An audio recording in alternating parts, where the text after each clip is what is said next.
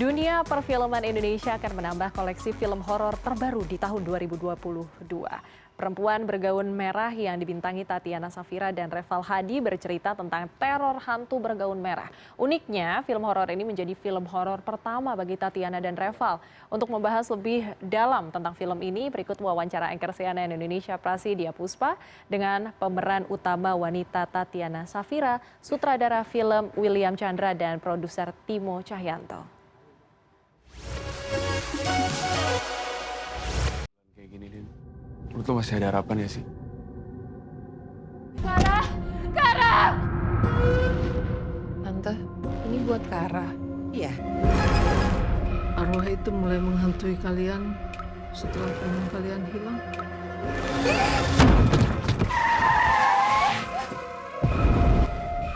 Kalian ada yang tahu tentang seseorang yang bunuh diri memakai gaun merah agar bisa kembali untuk membalas dendam. Dia tidak akan berhenti.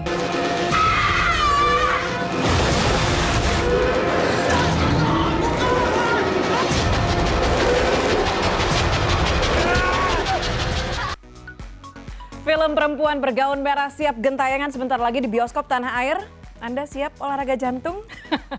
Langsung aja sekarang sudah bersama saya di Studio 3 CNN Indonesia ada orang-orang di balik film perempuan bergaun merah. Ada Timo Cahyanto as the producer. Hai Timo. Saya Timo, produser dari Perempuan Bergaun Merah. Ada William Chandra, sang sutradara dari film perempuan bergaun merah. Hai. Halo, saya William. Ada William dan juga ada Tatiana yang berperan sebagai Dinda, pemeran utama dalam film perempuan bergaun merah. Apa kabar semuanya? Baik.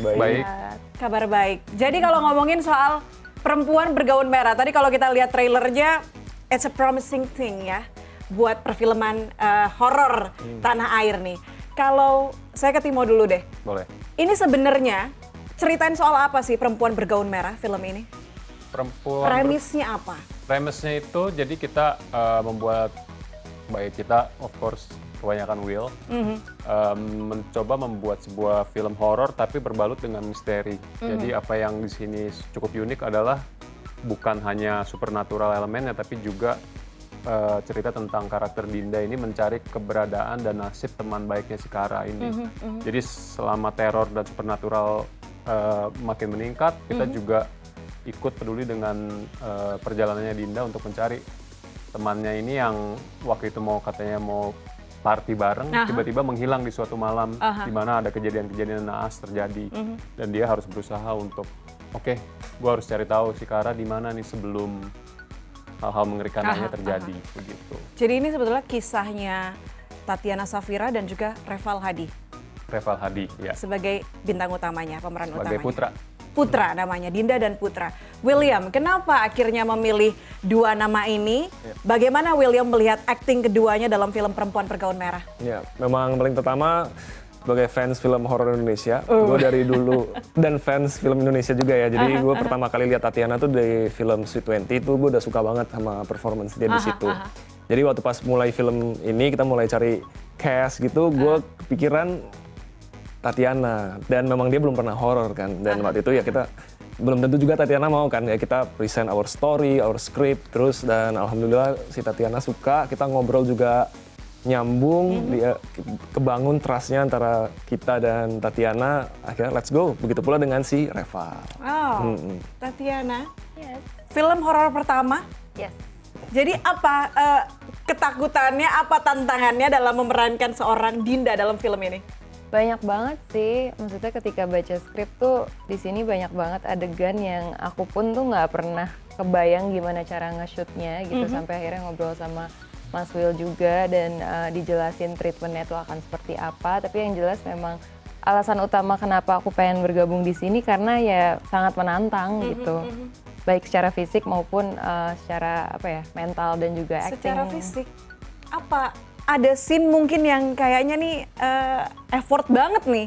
Ada banyak Apa salah banget. satunya? Ya mungkin ada sebagian yang udah bisa dilihat di trailer juga kali ya. Ada fighting sequence, terus ada sequence yang di shoot underwater juga, banyak sih. Jadi harus apa? Belajar diving.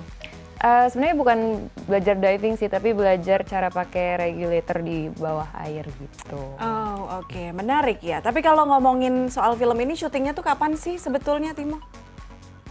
Kita waktu itu syuting ini kita lakukan waktu lagi lumayan intensif masa-masa pandemi. Jadi emang kesulitan terbesar kita adalah waktu itu gimana cara kita menerapkan safety selama pandemi.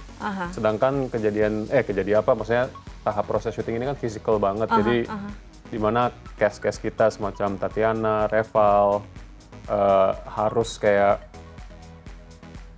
ada di set yang lumayan menantang ya. Apalagi waktu itu kita setnya ada di rooftop, di mana udah musim hujan pula, Tatiananya harus kayak dibasahin sampai total, terus begitu dilumurin darah. Ya challenge lah waktu itu. Kebanyakan saya bilang good luck ya Will. Ini syutingnya semua di Jakarta atau di mana? William? Ya, semua di Jakarta. Semua di Jakarta. Tapi dari proses syuting film horor, sulit nggak sih sebetulnya menentukan, kan kalau dari sutradara pasti melihat sisi artistiknya. Sulit nggak sih melihat mana memang yang cukup menarik secara visual dari film horor, khususnya di film ini? Ya, jadi kalau secara settings tuh kayak kita di film Perempuan Bergaun Merah itu pengen lebih urban ya. Jadi kayak memang orang yang tinggal di kota dan kotanya juga nggak terlalu spesifik kita jelasin nih Jakarta atau di mana. Tapi kita pengen seluruh penduduk urban di Indonesia itu bisa relate. Kayak mereka kayak ke apartemen, naik lift, naik nyetir mobil malam-malam dan lain-lain itu yang terjadi di keseharian kita. Dan saat itu pula lah hal-hal yang horornya terjadi. Oke. As Dinda. Dinda ini karakternya seperti apa? Mungkin Tatiana bisa lebih kasih spoiler sedikit. Dinda itu sebenarnya karakternya ada sedikit miripnya sama aku sih. Yang aku lihat dia tuh agak introvert, terus keras. Tapi sebenarnya dia tuh sangat caring. Dia caring banget sama adiknya karena mereka tinggal cuman berdua. Dia harus mengasuh adiknya. Jadi she's very protective of her brother. Dan ya itu malam dimana tiba-tiba sahabatnya menghilang, bisa dibilang kan sahabatnya terakhir kalinya itu sebenarnya bareng dia juga. Jadi dia punya rasa tanggung jawab yang sangat besar untuk bisa menemukan sahabatnya lagi. Jadi she's very persistent as well.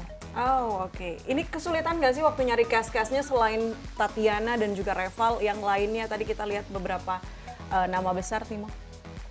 Ya, nama besar ya. Ya, kalau Tatiana mungkin emang udah, kalau ini ngomongin Tatiana dulu kali ya. Tatiana emang dari waktu itu udah di plan. Maksudnya saya gitu sama Will kayak diskusi kayak Tatiana ini nggak pernah nih main sesuatu dengan intensitas tinggi gitu. Jadi kita pengen banget lihat dari seorang Tatiana ini layer apa lagi sih yang bisa dikupas gitu. Dan kayak orang selalu bilang horor itu sebuah genre yang klise dan segala macam, banyak yang punya opini gitu, tapi kita ngelihatnya justru kadang-kadang seorang aktor atau aktris itu bisa menemukan layer yang belum pernah mereka temuin di diri mereka sendiri melalui pengalaman mereka di film horor. Apalagi horor itu kan feeling itu semua primal gitu kan, jadi kadang-kadang mendapatkan sebuah reaksi yang jujur gitu. Kalau yang pemain-pemain lainnya kayaknya mungkin lebih ke Will kali ya, cuman kita beruntung banget dapat kayak pemain seperti Ibrahim, Irsyad, seperti Faradina Mufti gitu yang udah terbukti lah ya kayak mereka karakter-karakter aktor yang sangat talented. Juga ada aktor senior Dewi Pakis, Ibu Dayu. Jadi kita nggak pengen kayak ini anak muda trendy gitu aja gitu. Kita juga pengen kayak film tentang kehidupan di kota tuh biasanya pasti ada layer-layer dari beberapa orang, beberapa karakter, beberapa umur gitu kan. So artinya waktu reading skrip itu pertama kali, Tatiana mungkin yang belum pernah main film horor sebelumnya, apa encourage yang datang dari teman-teman produksi di belakang, mungkin dari Timo, dari Will yang membantu Tatiana untuk memvisualisasikan naskah-naskah tersebut?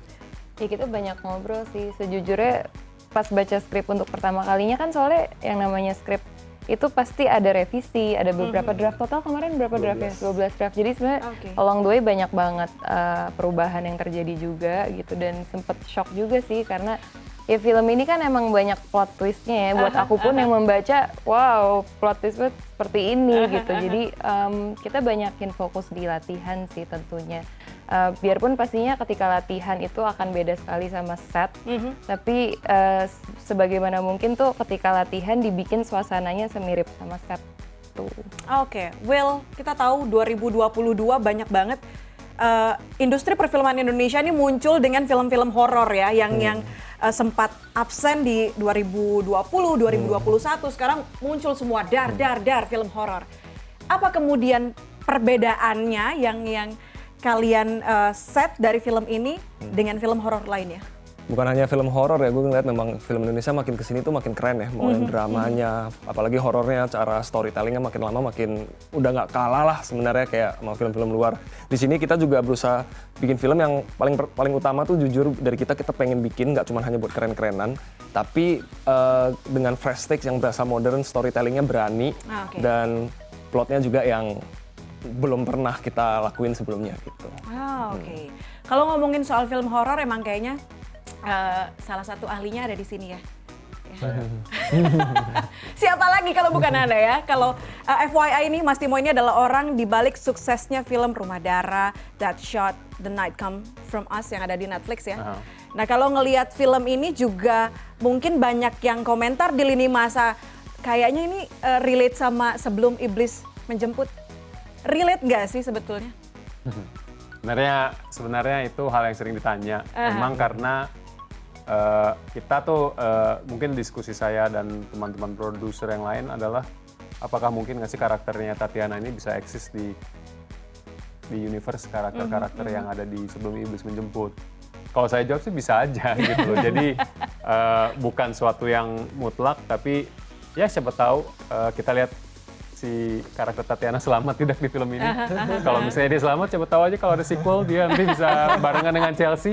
Nextnya ya, jadi ada gabungan dari dua film itu. Oke, kenapa akhirnya masyarakat Indonesia harus nonton film ini, Tatiana? Karena ceritanya pastinya seru, nggak cuman horor yang bikin takut, tapi di sini kita akan dibikin penasaran karena apa sih sebenarnya penyebab dari seluruh kejadian-kejadian yang terjadi di film ini gitu. Dan menurut aku film ini tuh anak muda banget ya, maksudnya seperti yang tadi Mas Will bilang, anak muda yang tinggal di kota tuh bisa sangat relate sama karakter-karakternya, kejadian-kejadiannya, dan jadi bisa ngebayangin gitu loh kayak what if I were in their position gitu. Oke.